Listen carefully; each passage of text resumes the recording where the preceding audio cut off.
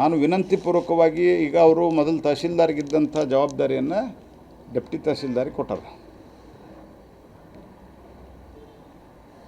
ಇದನ್ನೇ ನೀವು ಡೆಪ್ಟಿ ತಹಶೀಲ್ದಾರ್ಗಳಿಗೆ ಮತ್ತು ರೆವಿನ್ಯೂ ಆಫೀಸರ್ಸ್ಗೆ ನಾನು ಸ್ಪಷ್ಟವಾಗಿ ಹೇಳಲಿಕ್ಕೆ ಬಯಸ್ತೇನೆ, ನಿಮ್ಮ ಮೂಲಕ ನೀವು ಕೊಟ್ಟು ನಾಳೆವ ಸುಳ್ಳಿದ್ದ ಅಥವಾ ಯಾವುದೋ ವಿದೇಶದ ಬೇರೆ ನಮ್ಮ ವಿರೋಧಿ ದೇಶದ ಜೊತೆಗೆ ಸಂಪರ್ಕದಲ್ಲಿದ್ದ ಈ ರೀತಿ ಘಟನಾವಳಿಗಳು ಕರ್ನಾಟಕದಲ್ಲಿ ಸ್ಲೀಪರ್ ಸೆಲ್ಗಳು ಭಾಳ ಅದಾವೆ.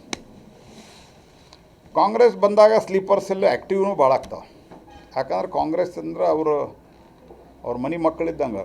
ಡಿ ಕೆ ಶಿವಕುಮಾರ್ ಹೇಳಿದಾರಲ್ಲ, ನಮ್ಮ ಬ್ರದರ್ಸ್ ಅವ್ರು ಅಂಥೇಳಿ ಟೆರರಿಸ್ಟ್ಗಳಿಗೆ. ಹೆಂಗೆ ಬ್ರದರ್ ಆದನಂತ ಡಿ ಕೆ ಶಿವಕುಮಾರ ಎಕ್ಸ್ಪ್ಲೇನ್ ಮಾಡೋದು. ನಮ್ಮ ಸರ್ಕಾರ ಇದ್ದಾಗ ಬಹುತೇಕ ಬೊಮ್ಮಾಯಿ ಸಾಹೇಬರು ಗೃಹ ಮಂತ್ರಿ ಇದ್ದಾಗ ಒಂದು ಕುಕ್ಕರ್ ಬಾಂಬ್ ಬ್ಲಾಸ್ಟ್ ಆಗಿತ್ತು. ಆವಾಗ ನಮ್ಮ ಬ್ರದರ್ ಅಂತ ಹೇಳಿದೆ. ಇವ್ರ ಬ್ರದರ್ ಹೆಂಗೆ ಅದರಂತ ಕೇಳ್ಬೇಕು, ಅವ್ರನ್ನ ಕೇಳ್ಬೇಕು. ನಾವೆಲ್ಲ ಹೇಳಲಿಕ್ಕೆ ಬರೋದಿಲ್ಲ. ಯಾರ್ಯಾರನ್ನ ಯಾವಾಗ ಬ್ರದರ್ ಮಾಡ್ಕೋತಾರೆ ಏನು ಗೊತ್ತಾಗೋದಿಲ್ಲ ಕಾಂಗ್ರೆಸ್ ಪಾರ್ಟಿಯವರು. ಹಾಗಾಗಿ ಈ ತುಷ್ಟೀಕರಣ ಕಾಂಗ್ರೆಸ್ ಪಾರ್ಟಿಯಲ್ಲಿದ್ದಲ್ಲೇ ಮತ್ತು ನುಸುಳುಕೋರರು ಆಶ್ರಯ ಮಾಡಲಿಕ್ಕೆ ಸ್ಲೀಪರ್ ಸೆಲ್ಗಳು ದಲ್ಲಿ ಬಂದು ಸೇರಿಕೊಳ್ಳಿಕ್ಕೆ ನಿಮ್ಗೆ ತಿಳಿದೂ ಇಲ್ಲ ಭಾಳಷ್ಟು ಸಂಗತಿ. NIA ಅಲ್ಲೆಲ್ಲೇ ಬಂದು ಕೆಲವ್ರನ್ನ ಅರೆಸ್ಟ್ ಮಾಡಿದೆ. ಮತ್ತು ನಮ್ಮ ಕಾನೂನು ಸುವ್ಯವಸ್ಥೆನೂ ಎಷ್ಟು ಚೆನ್ನಾಗಿದೆ ಅಂತ ನೀವು ನೋಡ್ತಾ ಇದ್ದೀರಿ ಕಳೆದ 3 ವರ್ಷದೊಳಗೆ.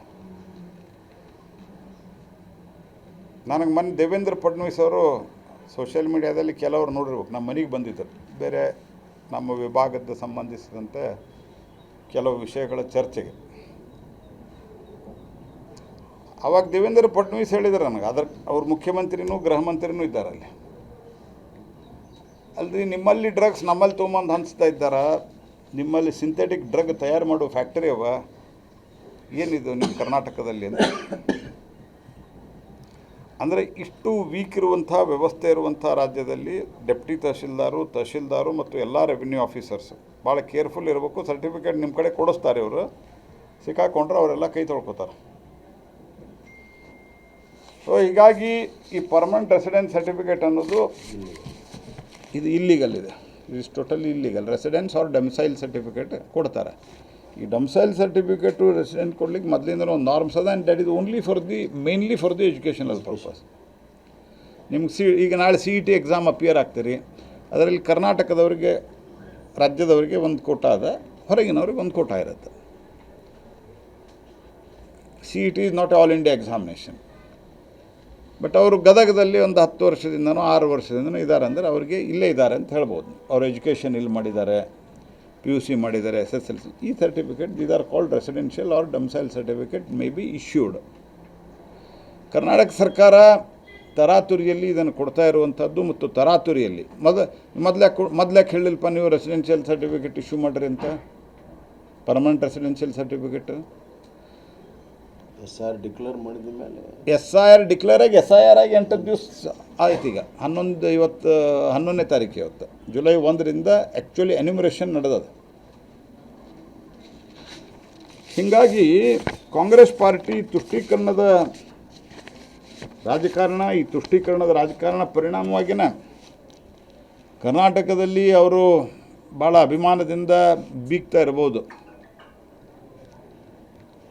ಭಾಳಷ್ಟು ಕಡೆ ನೀವು ಕಿತ್ಕೊಂಡು ಹೋಗಿರಿ, ಮುಂದೆ ಕಿತ್ಕೊಂಡು ಹೋಗೋರಿದ್ದೀರಿ. ತಮಿಳ್ನಾಡಿನೊಳಗೆ ನಿಮ್ಮ ಪರಿಸ್ಥಿತಿ ಏನಾಗ್ಯದ, 5 ಜನ ಬಂದು ರಾತೋರಾತುವಿಗೆ ಅವರು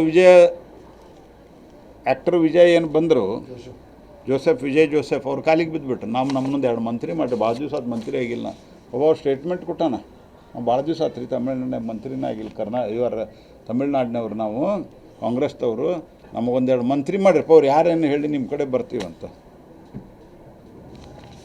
ಮತ್ತು ಇವ್ರು ಹೆಂಗೆ ಬ್ರದರ್ ಅಂತ ಮಾಡ್ತಾರಲ್ಲ ಟೆರರಿಸ್ಟ್ಗಳನ್ನ, ಹಂಗೆ ರಾಹುಲ್ ಗಾಂಧಿ ಮೊದಲ ಸ್ಟ್ಯಾಲಿನೇನು ಬ್ರದರ್ ಅಂದ್ರೆ, ಆಮೇಲಿಂದ ಈಗ ವಿಜಯನ ಬ್ರದರ್ ಅಂತಾರೆ.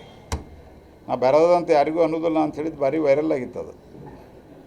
ಈಗ ಇವ್ರು ಬ್ರದರ್ ಆದ್ರೆ ದಿವಸ ಬ್ರದರ್ ಚೇಂಜ್ ಆಗ್ತಾರೆ, ಅವ್ರಿಗೆ ಎಲ್ಲನೂ ಚೇಂಜ್ ಮಾಡ್ತಾರೆ ಅವರು. ಹೀಗಾಗಿ ಇದು ಭಾಳ ದೊಡ್ಡ ಒಂದು ಮೋಸ ಮಾಡುವಂಥ ಅಥವಾ ಕೆಲಸ ಮಾಡ್ತಾ ಇದ್ದಾರೆ.